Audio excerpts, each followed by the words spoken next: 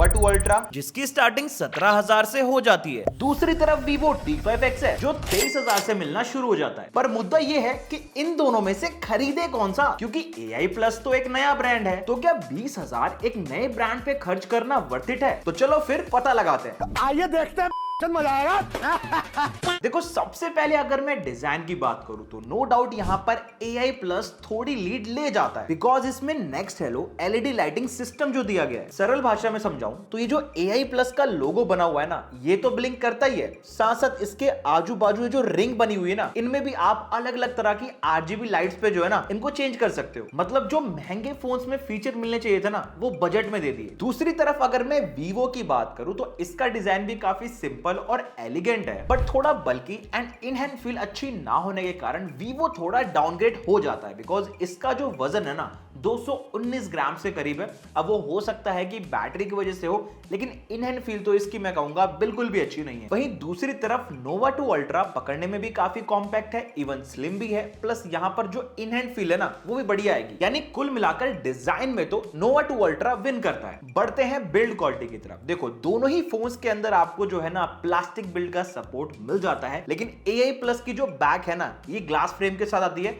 दूसरी तरफ अगर मैं Vivo T5X की बात करूं, so it comes with matte design. Means इन दोनों कैटेगरी में तो आप दोनों को सिमिलर समझो, लेकिन जब कलर्स की बात आती है तो Vivo T5X के अंदर ओनली 2 कलर ऑप्शंस है, जबकि अगर मैं इस नोवा 2 अल्ट्रा की बात करूं तो यहां पर आपको मल्टीपल कलर ऑप्शंस मिल जाते हैं। यानी कुल मिलाकर बिल्ड क्वालिटी वाइज देखें तो दोनों ही फोन सिमिलर है, लेकिन नोवा 2 अल्ट्रा अपने ज्यादा कलर ऑप्शंस की वजह से थोड़ी लीड ले जाता है। इवन अगर आप साउंड क्वालिटी वाइज देखो तो वहां पर मैं कहूंगा नोवा 2 अल्ट्रा लीड ले जाता है, बिकॉज एक तो यहां पर आपको ऊपर भी स्पीकर मिल जाता है और दूसरा स्पीकर नीचे भी है। जबकि अगर मैं Vivo की बात करूं तो यहां पर ओनली आपको सिंगल स्पीकर का सपोर्ट मिलता है। मींस इसकी साउंड Vivo से ज्यादा भी है और अच्छी भी है। इसलिए चलो इन दोनों के ही स्पीकर्स का भी टेस्ट कर लेते हैं।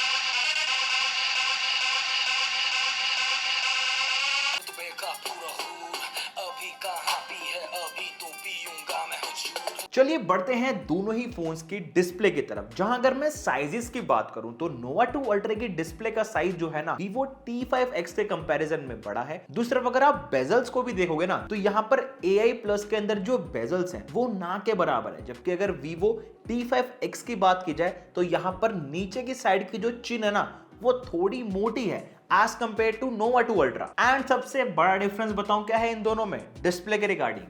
ये AMOLED डिस्प्ले के साथ आती है और ये वाला जो फोन है ना ये LCD पैनल के साथ आता है। वहीं जब हमने दोनों ही फोन्स में 4K में कंटेंट रन किया तो वहां पर साफ दिख रहा था कि AI Plus के अंदर जो कलर्स है ना वो काफी वाइब्रेंट पंची निकल कर आ रहे थे, जबकि अगर मैं Vivo T5X की बात करूं तो यहां इसके कलर्स में जो है ना थोड़ी डार्कनेस ज्यादा दिखी और वाइब्रेंस की भी काफी ज्यादा कमी थी। यानी डिस्प्ले क्वालिटी तो नो डाउट नोवा 2 अल्ट्रा की ही बढ़िया है। नेक्स्ट डे अगर हम रिफ्रेश रेट वाइज भी देखें तो नोवा 2 अल्ट्रा यहां पर भी लीड ले आता है, क्योंकि इसके अंदर 144 हर्ट्ज का रिफ्रेश रेट मिलता है। दूसरी तरफ अगर मैं Vivo T5X की बात करूं तो यहां ओनली 120 हर्ट्ज का रिफ्रेश रेट है। यानी नोवा 2 अल्ट्रा चलाने में स्मूथ भी है और साथ साथ फास्टर भी as compare to Vivo T5X। चलो इससे भी कॉम्प्रोमाइज कर लेंगे, लेकिन पीक ब्राइटनेस का क्या? बिकॉज नोवा 2 अल्ट्रा के अंदर आपको 2400 निट्स की ब्राइटनेस मिलती है, जबकि अगर मैं Vivo T5X की बात करूं so it comes with 1200 nits brightness. और ये जो डिफरेंस है ना आपको सामने क्लिप में भी दिख रहा होगा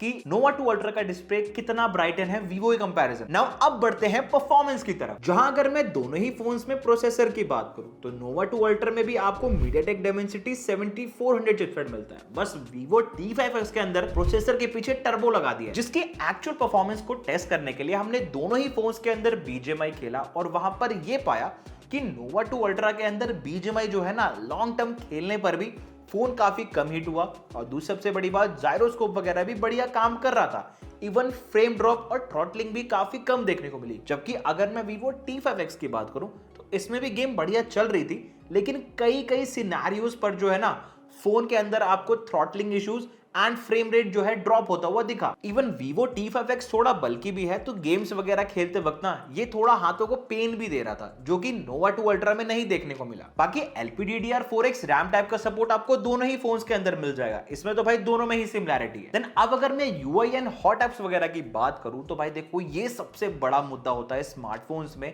कि जब भी हम कोई नया फोन बाय करते हैं ना तो उसके अंदर अनन्यूमस सी जो एप्स होती हैं, जो है फालतू की नोटिफिकेशंस वगैरह आती हैं, वो आपको जो है ना Nova 2 Ultra के अंदर नहीं देखने को मिलेगी।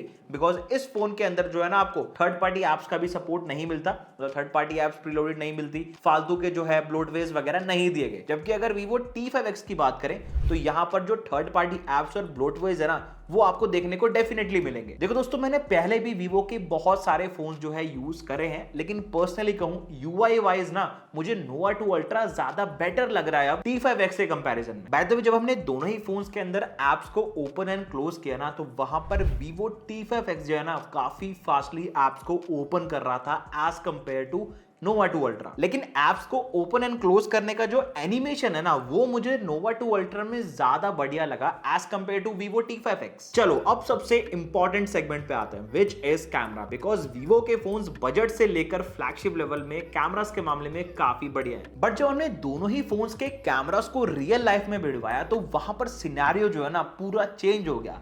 आप सामने पिक्चर्स में भी देखो, यहां पर जो Nova 2 Ultra की पिक्चर्स है ना वो काफी बेटर आउटपुट निकाल कर दे रही है as compare to Vivo T5X। Portrait pictures में बैकग्राउंड ब्लर से लेकर एज डिटेक्शन को देखो, कलर टोन्स को देख लो, वहां पर जो है ना Nova 2 Ultra डायरेक्टली टक्कर दे रहा है Vivo T5X को पोर्ट्रेट पिक्चर्स के मामले में। बाय द वे, अगर मैं फ्रंट कैमरा की बात कर लूं तो T5X के अंदर आपको 32 मेगापिक्सल का फ्रंट कैमरा देखने को मिल जाएगा, जबकि Nova 2 Ultra के अंदर 13 मेगापिक्सल का फ्रंट कैमरा है, जिसका क्लियर डिफरेंस आपको सामने सेल्फीज में भी दिख रहा होगा कि सेल्फीज वगैरह के मामले में कौन सा फोन बढ़िया है। लेकिन अगर मेरा आप पर्सनल ओपिनियन जानना चाहोगे तो मैं यही कहूंगा कि पोर्ट्रेट पिक्चर्स में ना फ्रंट साइड में वहां पर Nova 2 Ultra काफी अच्छा परफॉर्मेंस दे रहा था as compare to Vivo T5X। यानी कुल मिलाकर अगर देखा जाए कैमरा वाइज तो वहां पर Nova 2 Ultra का जो कैमरा है ना वो डायरेक्ट टक्कर दे रहा है Vivo T5X को, चाहे वो पोर्ट्रेट पिक्चर्स हो या फिर वीडियो रिकॉर्डिंग। हाँ, वीडियो रिकॉर्डिंग में भी टक्कर दे रहा है, बिकॉज